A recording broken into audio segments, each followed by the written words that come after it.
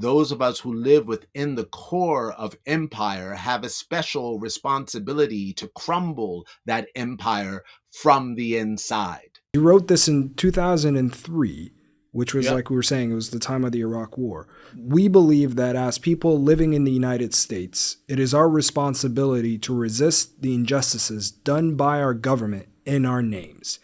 Now, I'm reading this, 22 years later, and it's still resonating. Why is it resonating so much as if you wrote this last week? There are some people who are just waking up to the horrors of, the US empire. I grew up in a household where we were embedded with truths about our country, where we were told to be very careful of anybody who was patriotic or that would wear or wave a flag. My mother told me the same time there's the famous talk that Black mothers give their children, in terms of the police, of like, if the policeman stops you, you tell them, I'm reaching for my wallet right now, and all this stuff, because we know how the police treat us. But in that same conversation for me, my mother said, and if you ever get drafted into our nation's military, we will leave the country.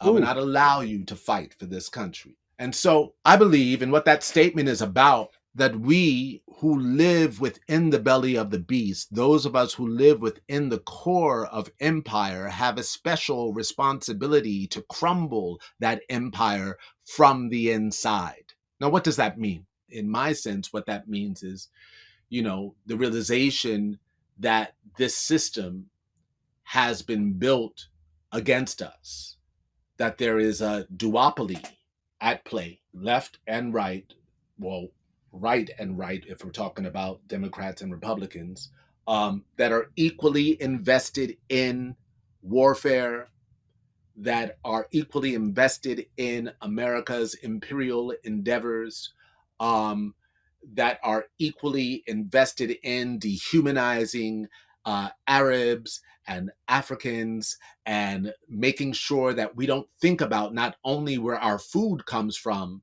right? Where our coffee comes from, where our chocolate comes from, where our oil comes from, where the rubber for our tires comes from, where the sugar comes from, but that we don't think about what we're being fed when we're being told repeatedly that we live in the most powerful nation on earth and that we represent freedom and democracy.